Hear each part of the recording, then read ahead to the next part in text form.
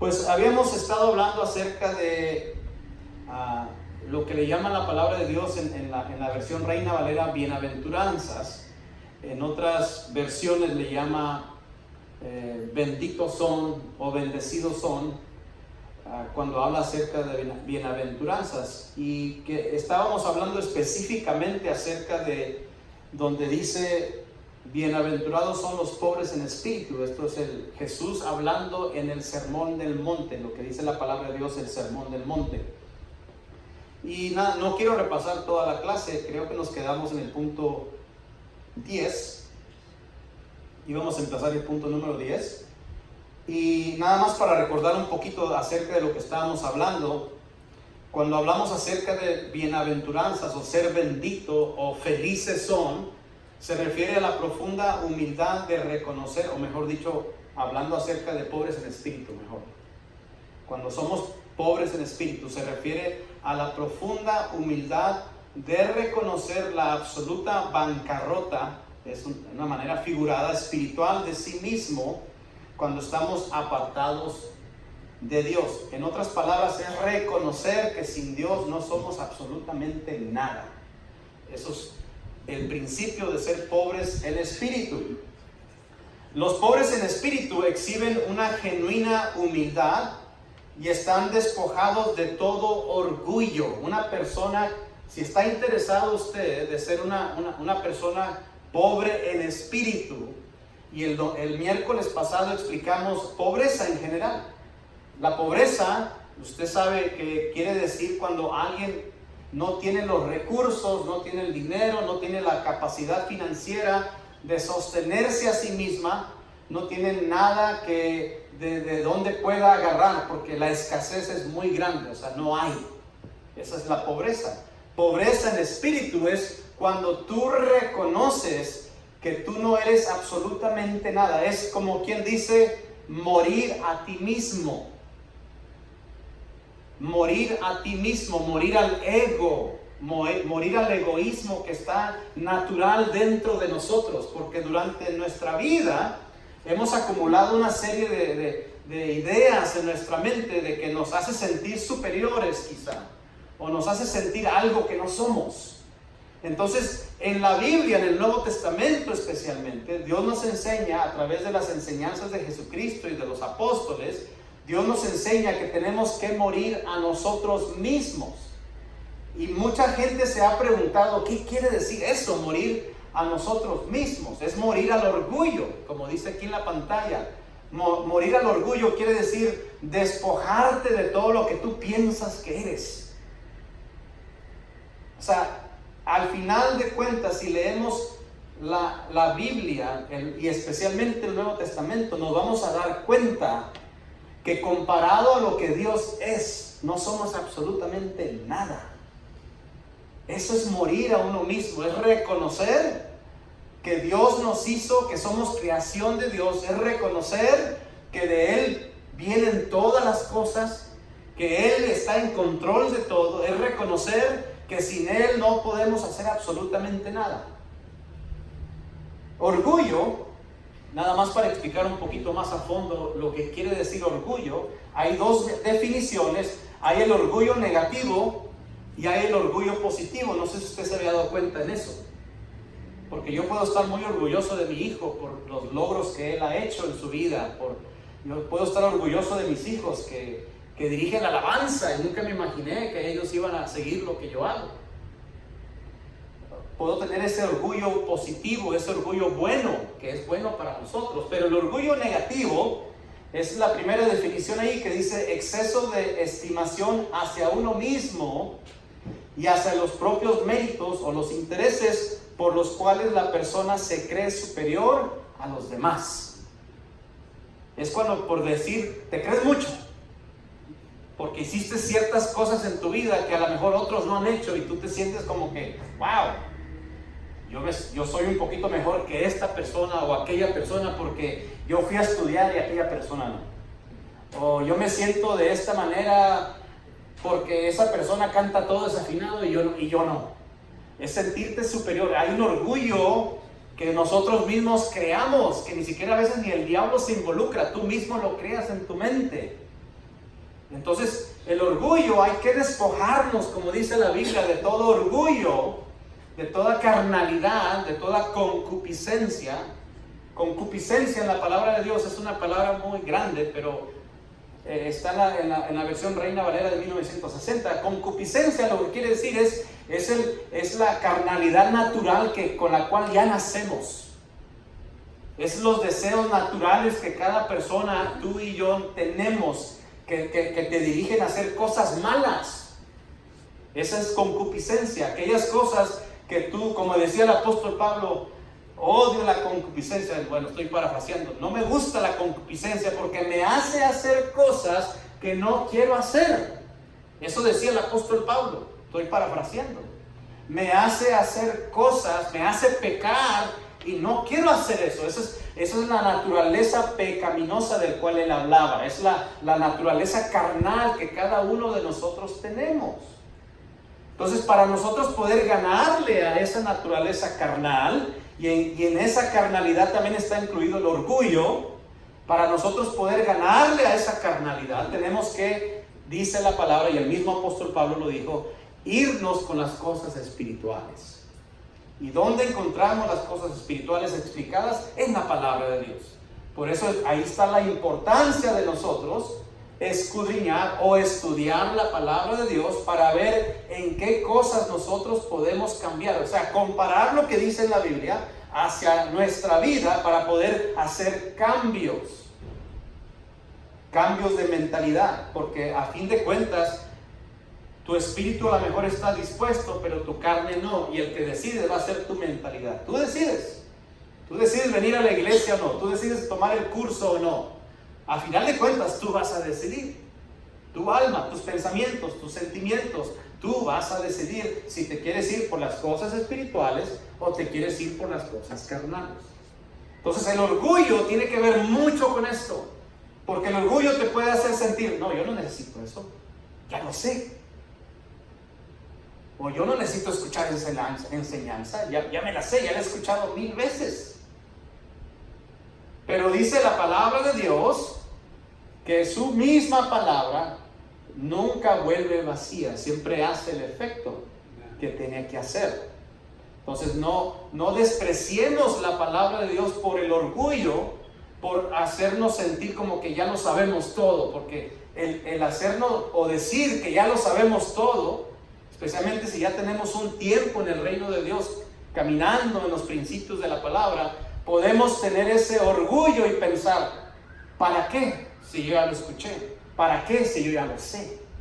Entonces hay que quitarnos y despojarnos de todo orgullo y aprender.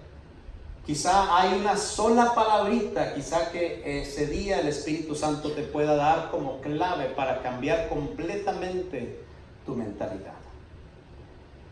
¿Cómo podemos saber si somos pobres en espíritu? Ya vimos las primeras 9 y vamos a empezar con la 10. Vimos las primeras 9 el miércoles pasado. Y creo que nos quedamos en la 10, no estoy muy seguro, pero vamos a repasar la número 10. Alguien que es pobre en espíritu se niega a sí mismo para que su vida no sea de ninguna forma una ofensa para los otros.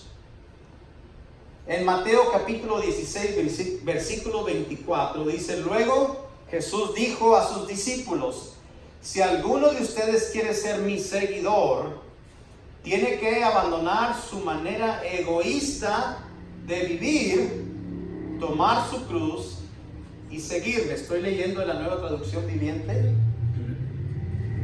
Para mí, en mi opinión, es uno de los mejores paráfrasis que hay ahorita de la palabra de Dios, sin perder mucho lo original. Así que es muy importante que nosotros nos despojemos de todo egoísmo, todo orgullo.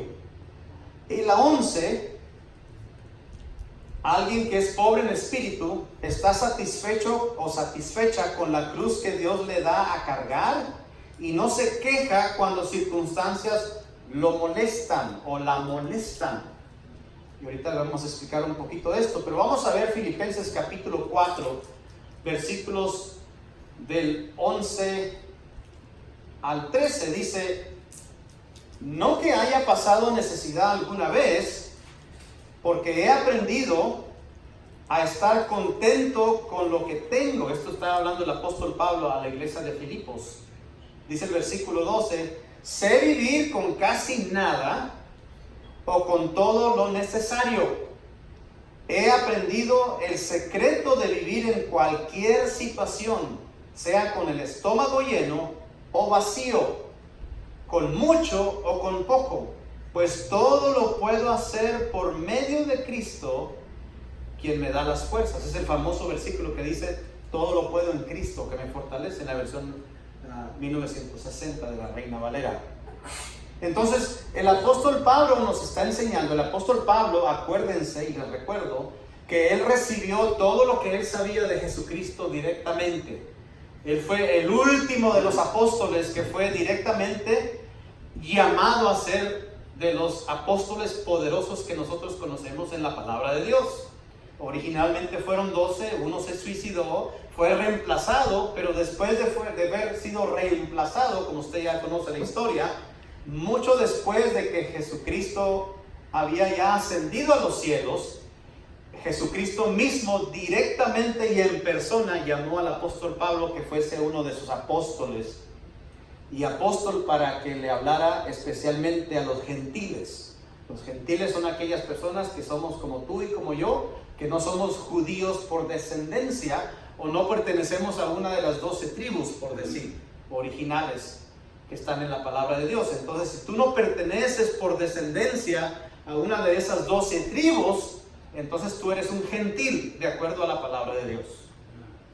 Muy bien. Filipenses capítulo 2, versículos 14 y 15 dice, hagan todo sin quejarse y sin discutir, para que nadie pueda criticarlos. Aquí me hace entender que estas son discusiones en frente de la gente. Lleven una vida limpia e inocente como corresponde a hijos de Dios, y brillen como luces radiantes en un mundo lleno de gente perversa y corrupta. Nosotros, tú y yo, tenemos que siempre llevar esa antorcha prendida a donde quiera que nosotros vayamos. A donde quiera que vayamos. Tenemos la tentación quizá a veces como humanos, ahí es donde entra la concupiscencia que yo les decía, la carnalidad natural que nosotros tenemos, porque somos humanos, estamos en un cuerpo humano. La carnalidad te puede traicionar, donde quiera que tú vayas a estar, especialmente donde estás a solas, especialmente donde hay gente que no tiene accountability, ¿cómo se dice eso en español? Que no tiene, que no te está viendo, que te conoce. La carnalidad natural de uno nos puede traicionar, especialmente en lugares donde no hay gente que nos conoce. Ahí es donde entra la pregunta, ¿qué haces cuando estás a solas? ¿Qué haces cuando estás frente a la computadora sola y nadie te está viendo? ¿Qué haces cuando estás en un lugar público y tienes la oportunidad de ver algo que no debes de ver, o tienes la oportunidad de decir algo que no deberías de decir? Ahí es donde entra mayormente la tentación para aquellos, especialmente los cristianos, de comprobarle a Dios que estamos conectados con su Santo Espíritu. Y ahí es donde entra la prueba. Porque es muy fácil ser santo en una iglesia. Todo el mundo ahorita nos está brillando el circulito acá arriba, bien padre, el halo. Todo el mundo es santo. Pero los principios de Dios, la verdad se practican de las puertas de la iglesia hacia afuera. Ahí es donde se practica lo que la palabra de Dios dice, porque aquí todo el mundo no sabemos cómo somos fuera donde nadie nos está viendo. Aquí nadie sabe cómo somos cuando estamos en nuestra casa con nuestra esposa, o cómo somos con nuestra pareja, cómo somos con nuestros hijos, cómo somos con nuestros familiares, cómo somos con nuestros amigos. Entonces, nada más que se le quede claro que el orgullo a veces tiene que ver mucho con esto de la carnalidad. El orgullo tiene que ver mucho con esto de la concupiscencia, de la naturaleza pecaminosa que cada uno tiene. Porque si tenemos orgullo en nuestro corazón, cuando a alguien nos señale, vamos a decir, no lo vamos a aceptar. No, pero Al contrario, no, pero tú eres así. Y en vez de nosotros aceptar cómo somos, apuntamos el dedo para atrás. Y cuando apuntamos el dedo para atrás, eso es indicación que hay orgullo en nuestro corazón. Si es cierto quizá que la persona que te está señalando algo, si es cierto que a lo mejor lo que tú quieres decirle es verdad, pero hay que probar el orgullo nuestro, no de las personas, ¿verdad? Número 12. La persona que es pobre en espíritu no retrocede en los sufrimientos de Cristo, por lo que después de que él mismo haya sido probado, puede ayudar a otros. Miren lo que dice en Romanos capítulo 8, versículo 18. Sin embargo, lo que ahora sufrimos no es nada comparado con la gloria que Él nos revelará más adelante. Vamos a leer ahora 2 de Corintios, capítulo 1, del versículo 3 al 5. Toda la alabanza sea para Dios, el Padre de nuestro Señor Jesucristo. Dios es nuestro Padre misericordioso y la fuente de todo consuelo. Él nos consuela en todas nuestras dificultades para que nosotros podamos consolar a otros. Lo que le llaman en inglés pay it forward. Cuando otros pasen por dificultades, podremos ofrecerles el mismo consuelo que Dios nos ha dado a nosotros. Pues cuanto más sufrimos por Cristo, tanto más Dios nos colmará de su consuelo por medio de Cristo. Entonces, aquel que es pobre en espíritu sabe muy bien que si tú algún día Dios te ayudó en algo y tú tienes la oportunidad de ayudarle a alguien a algo en lo cual tú sufriste en el pasado, ahí es la oportunidad, como dicen en inglés, to pay it forward, de dárselo a alguien cuando tú gratuitamente lo recibiste. En la Biblia nos menciona, y hablando de gratuitamente, en la Biblia nos enseña en el Nuevo Testamento que en las cosas que son de Dios no se cobran por hacerlo. Hay tanta persona hoy en día que cobran a veces hasta por una oración. Es exagerado, pero sí es cierto. Por las cosas de Dios no se debe de cobrar. Ahora, no es malo que tú honres al hombre de Dios. La Biblia lo dice, lo menciona. De hecho, dice la palabra de Dios que aquellos que trabajan para el Evangelio, que vivan del Evangelio. Sí es cierto eso. Pero en la palabra de Dios no viene nada acerca de que los apóstoles cobraban y Jesucristo cobraba por ir a predicar o por ir a orar por alguien, por dar una palabra profética, por hacer un milagro, etcétera, etcétera.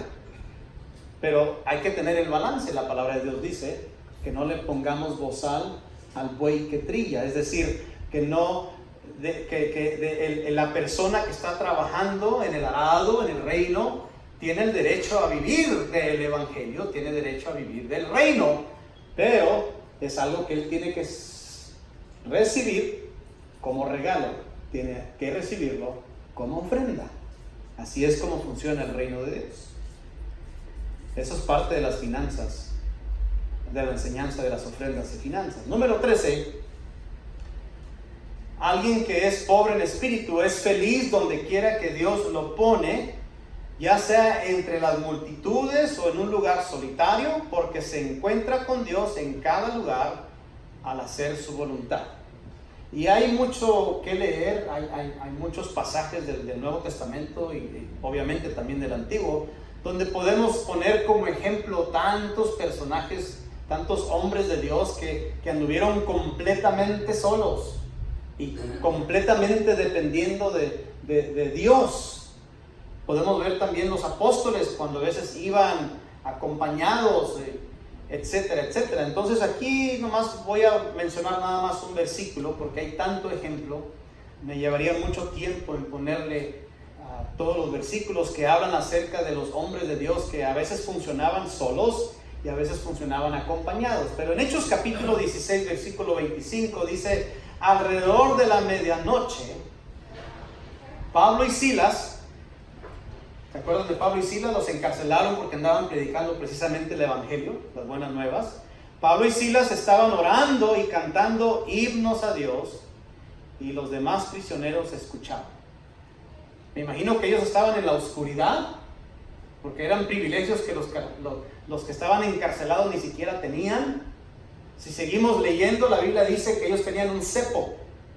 Un cepo son dos tablas en el cual tenían resacado el cuello y en el cual tenían resacado a veces también las manos, a veces eran cadenas, pero era un mecanismo en el cual los tenían bien atados, a veces del cuello y de las manos, y no se podían mover.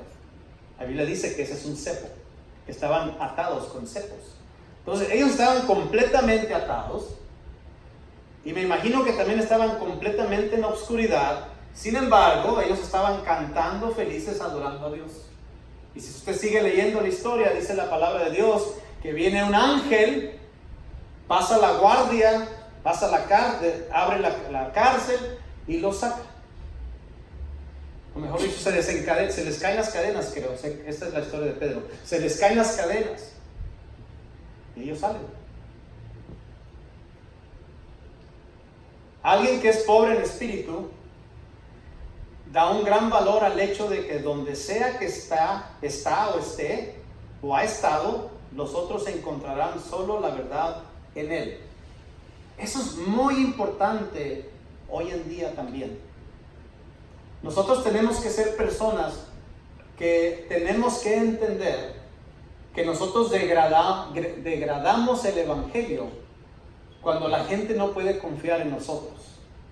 Nosotros degradamos el Evangelio cuando la gente no puede confiar un secreto en nosotros, o no puede confiar una petición en nosotros, no puede confiar algo que está pasando y podemos hablarlo más adelante y luego pueden saber lo que contamos cuando la misma persona nos dijo te lo voy a confiar, y luego llega a los oídos de la persona que nos dijo te lo voy a confiar. ¿Qué sucede? Desacreditamos completamente el Evangelio de Dios, desacreditamos completamente a Dios, porque supuestamente estamos representando, somos embajadores de Jesucristo. Y como embajadores de Jesucristo tenemos que ser personas confiables, personas de integridad, personas que la gente que le falta todavía un poquito más en la palabra, personas que le faltan, que están creciendo en el reino de Dios, puedan ver en nosotros muros fuertes, personas confiables en los cuales ellos se puedan respaldar. Obviamente les podemos decir, pues respáldate en Dios. Óyeme, pero por eso Dios nos puso aquí como embajadores, para ayudarle a la gente también. Porque a veces la gente nueva no conoce con quién se va a respaldar cuando no conoce. Entonces, cuando la persona nueva viene a uno como cristiano, nosotros debemos de apuntarlo a Dios. Siempre. Viene la persona, oramos por la persona, sucedió un milagro, ¿qué le decimos? Viene y se te hinca. No, párate. Yo no fui. Fue Dios. Hasta los mismos ángeles hacían eso. Cuando a veces se le hincaba, se aparecía un ángel y el hombre de Dios se le hincaba. Dice, no. Párense. Entonces, muy importante, esa es humildad. La humildad es lo opuesto del orgullo. Entonces, ya vimos acerca de la humildad desde el principio. Alguien que es pobre en espíritu es humilde. Dice en el 1 de Tesalonicenses capítulo 2 versículo 4: pues hablamos como mensajeros aprobados por Dios, a quienes se les confió la buena noticia. La buena noticia es el Evangelio. Nuestro propósito es agradar a Dios, no a las personas. Solamente Él examina las intenciones de nuestro corazón. Y número 15, una persona que es pobre en espíritu, su amor lo lleva a contribuir al bien de los demás. Siente que está en deuda con todos. Es un servidor y está más que dispuesto a soportar las cargas de los demás. Ahora, esto es difícil, especialmente cuando no lo entendemos bíblicamente y especialmente cuando no lo hemos practicado, el soportar las cargas de los demás. Gálatas capítulo 5, versículo 13. Pues ustedes, mis hermanos, han sido llamados a vivir en libertad. O sea, tú eres libre de hacer lo que tú quieras. Pero no usen esa libertad para satisfacer los deseos de la naturaleza pecaminosa.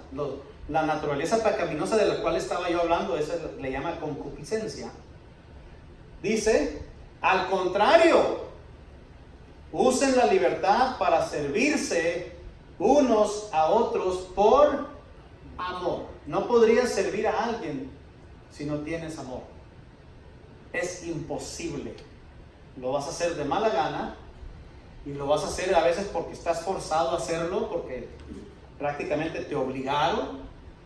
Pero si existe el amor, del cual yo había explicado aquí en un domingo en 2 o 3 ocasiones, que hablamos acerca del fruto del Espíritu, ¿se acuerdan de eso? El fruto del Espíritu empieza amor. Y yo les había dicho que en 1 Corintios capítulo 13 dice la Biblia, puedes hablar en lenguas, puedes hacer milagros, puedes estar bien ungido con todos esos dones que el Espíritu Santo te puede dar, pero si no tienes amor, dice 1 Corintios 13, de nada te sirve.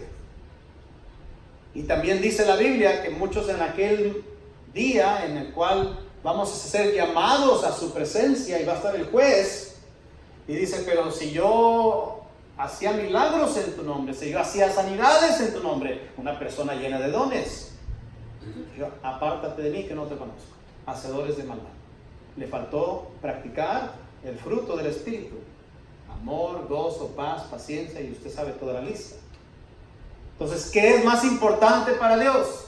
Entonces, que nosotros practiquemos el fruto del Espíritu Santo. Usted puede practicar todo lo que quiera de sus dones, pero eso no lo va a salvar. Es muy obvio que en el versículo que le acabo de mencionar, lo que lo va a salvar es amar a su prójimo como usted mismo. Los 2 mandamientos de Jesús. ¿Cuál es el primer y más grande mandamiento? Amarás a tu Dios con todo tu corazón, con toda tu mente y con todas tus fuerzas. Y el segundo es similar a ese: amarás a tu prójimo como a ti mismo. Eso es lo que te va a salvar. Gálatas capítulo 6, versículos 2 y 3 dice: ayúdense a llevar los unos las cargas de los otros y obedezcan de esa manera la ley de ¿quién? La ley de Cristo. Acuérdense que Jesucristo varias veces dijo: un nuevo pacto les doy. Entonces la ley de Cristo tiene que ver con el amor, tiene que ver con amar a nuestro prójimo. Por eso es el segundo y más grande mandamiento que él menciona. Si te crees demasiado importante para ayudar a alguien, solo te engañas a ti mismo, no eres tan importante. De acuerdo al apóstol Pablo, que le está escribiendo a la iglesia de Galacia. 16. Alguien que es pobre en espíritu presta atención a las cosas pequeñas. Ningún trabajo es insignificante y nadie es demasiado pequeño para ser servido. Ahí es donde entra otra vez. Hay que despojarnos de todo orgullo. Dice Mateo capítulo 23, versículos 11 y 12. El más importante entre ustedes debe ser el sirviente de los demás, pero aquellos que se exaltan a sí mismos serán humillados, y los que se humillan a sí mismos serán exaltados. Como Jesús les dijo a sus discípulos: ¿tú quieres ser grande en el reino? Entonces sirve. Eso fue lo que les dijo Jesús a sus discípulos, a sus apóstoles. Dijo: has oído que los gobernantes sujetan a la gente y los maltratan y los tratan mal, los gobernadores de esta tierra, pero con ustedes va a ser diferente, les dijo Jesús. Ustedes, si quieren ser grandes, ustedes van a servir. 17. Alguien que es pobre en espíritu no discrimina y es servidor de todos. Por lo tanto, él va tan voluntariamente a donde hay tristeza como a donde hay alegría. Hay gente que no le gusta ir donde está muy agüitado el asunto, como dicen por aquí. ay, no voy a ir porque me voy a deprimir. Oye, a lo mejor ahí es donde te necesitan para que tu luz, la luz que ya está dentro de ti, la luz de Jesucristo, pueda radiar, pueda ayudarle a otros. Acuérdense que lo que acabamos de ver hace ratito, Él nos ayudó para ayudar a otros. Dice Marcos 9:35, Jesús se sentó y llamó a los 12 discípulos y dijo: quien quiera ser el primero debe tomar el último lugar y ser el sirviente de todos los demás. Son palabras de Jesucristo, o como nosotros le llamamos, mandamientos de Jesucristo.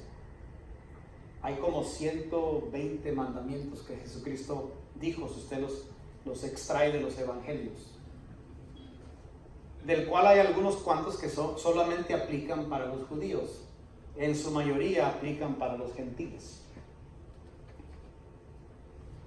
Primera de Corintios capítulo 9, versículos 19 y 20 dice: a pesar de que soy un hombre libre y sin amo, o sea, no tengo jefe, aunque él sabía quién era su jefe allá arriba, me he hecho esclavo de todos para llevar a muchos a Cristo.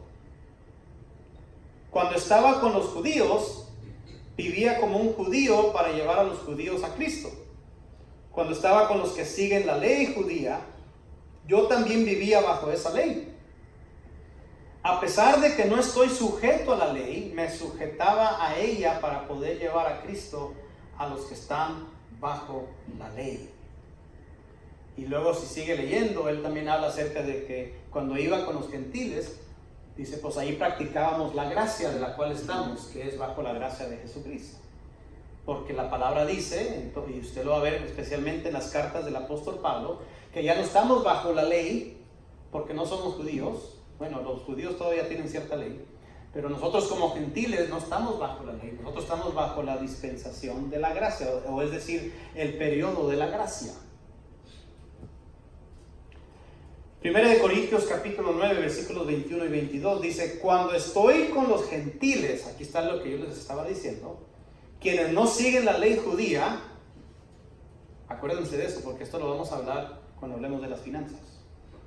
Yo también vivo independiente de esa ley para poder llevarlos a Cristo, pero no ignoro la ley de Dios, obedezco la ley de Cristo. Cuando estoy con los que son débiles, me hago débil con ellos porque deseo llevar a los débiles a Cristo. Si con todos trato de encontrar algo que tengamos en común.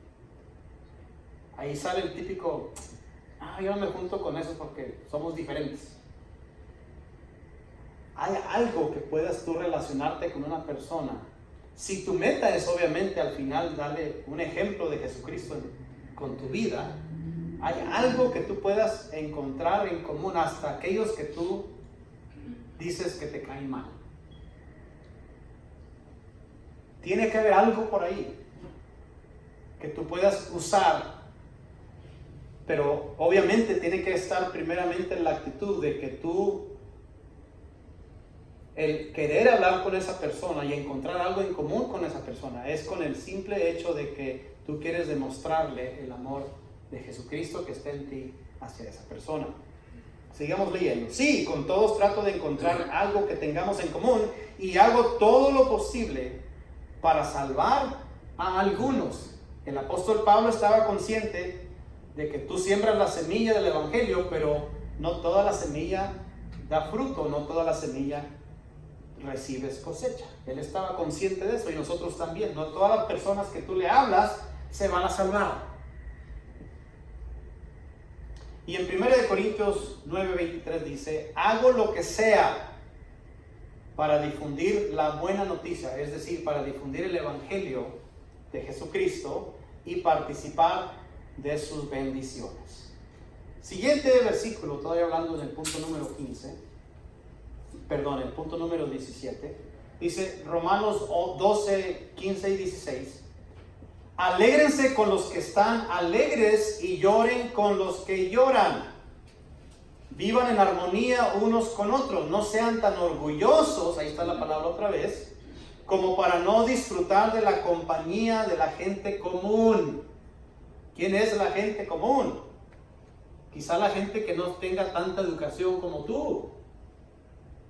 Quizá aquella persona que no trae corbata como tú, porque a veces es necesario que, por ejemplo, en mi trabajo, yo tengo que usar corbata cuatro días a la semana. Excepto el viernes, me dan chance de no traer corbata el viernes.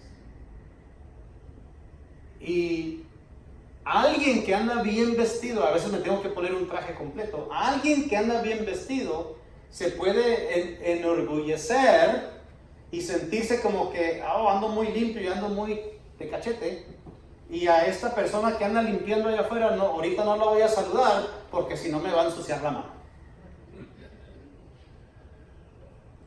El orgullo, hasta con unas garritas más lavaditas uno se enorgullece. Entonces tenemos que quitar todo orgullo. Una de las cosas que yo le enseñé a mis técnicos de computadoras, cuando yo los tenía bajo mi responsabilidad, ya no los tengo bajo mi responsabilidad. Eso era una de las cositas que yo les metía por ahí, principios bíblicos, y ellos ni cuenta se daban. Porque me tocó muchos años entrenarlos, ¿no? Llevarlos a las escuelas, llevarlos a diferentes lugares para que ellos no nada más aprendieran a arreglar una computadora, sino que aprendieran cómo tratar a la gente, porque eso es importante también. Y una de las cosas que yo les enseñaba, y yo sé que algunos de ellos se acuerdan, es que les decía yo, así como tú saludas al superintendente de las escuelas, que es el máximo jefe y autoridad del distrito escolar, así vas a saludar al que anda barriendo los pisos. Y no debe de haber diferencia, yo les decía eso. Y me decían, wow, pero ¿por qué? Porque eso es lo correcto, porque él es un humano igual que tú. Nada más porque trae una ropa diferente no lo hace a él menos que el que está ahí arriba. Que tú piensas que es menos, aquel que está ahí arriba no puede vivir sin él. Somos un equipo, todos nos necesitamos. La Biblia dice que somos un cuerpo en Cristo.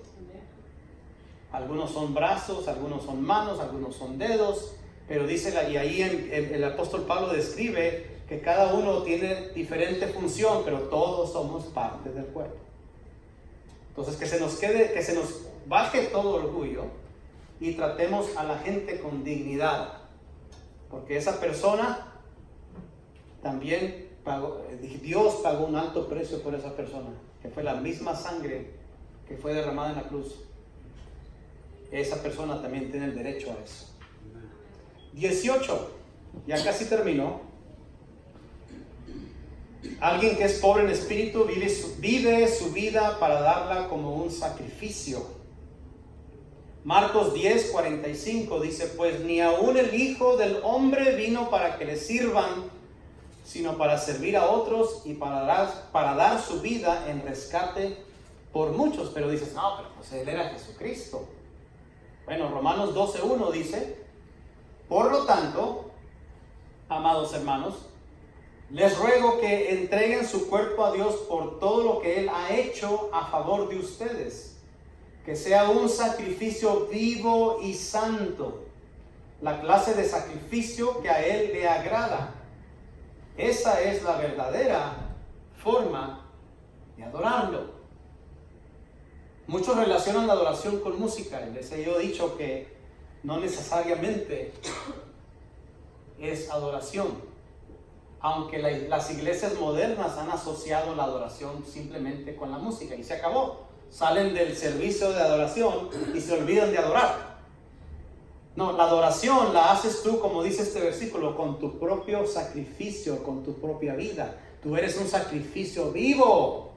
Mientras tengas vida y estés respirando, todo lo que hagas de acuerdo a la palabra de Dios está adorando a Dios. Eso quiere decir ser sacrificio vivo. Tu vida misma, al estar siguiendo los mandamientos y preceptos y palabra de Dios, tu vida misma se convierte en una adoración a Dios. Número 19. Aquellos que son pobres en espíritu, está dispuesto o dispuesta a pasar dificultades para poder consolar a los demás. Segunda de Corintios 1, 3 y 4, y le vamos a seguir ahorita en otros versículos. Dice: toda la alabanza sea para Dios, el Padre de nuestro Señor Jesucristo. Dios es nuestro Padre misericordioso y la fuente de todo consuelo. Esto ya lo habíamos leído, pero aplica para este principio. Él nos consuela en todas nuestras dificultades para que nosotros podamos consolar a otros. Cuando otros pasen por dificultades, podremos ofrecerles el mismo consuelo, el mismo trato que se nos dio, que Dios nos ha dado a nosotros. Continúo leyendo, dice: cuanto más sufrimos por Cristo, tanto más Dios nos colmará de su consuelo por medio de Cristo. Aun cuando estamos abrumados por dificultades, es para el consuelo y la salvación de ustedes. Pues cuando nosotros somos consolados, ciertamente los consolaremos a ustedes. Entonces podrán soportar con paciencia los mismos sufrimientos que nosotros. Y Colosenses capítulo 1 versículo 24, ya casi termino, son 20, estamos en el 19. Me alegro cuando sufro en carne propia por ustedes, porque así participo de los sufrimientos de Cristo, que continúan a favor de su cuerpo, que es la iglesia. Entonces el apóstol Pablo entendía todo esto de ser un pobre en espíritu. Y el último punto en la pobreza de espíritu: alguien que es pobre en espíritu, su oído está abierto a la voz de Dios, no solo para sí mismo, sino para hacer lo que ha escuchado. Santiago 1:22, creo que todo el mundo lo conoce. No solo escuchen la palabra de Dios, tienen que ponerla en práctica. Hay otras versiones que dicen: no sean nada más oidores, sino hacedores de la palabra. Dice: de lo contrario, solamente se engañan a sí mismos. ¿Qué quiere decir esto? Que sí es bueno leer la palabra de Dios, y sí es bueno aprenderla, te la puedes aprender al revés y al derecho, el mismo diablo se la sabe. Lo importante para nosotros es practicarla, ser hacedores de su palabra, es ponerla en práctica. Y esos son los puntos que me faltaban para terminar, de ser pobre en espíritu.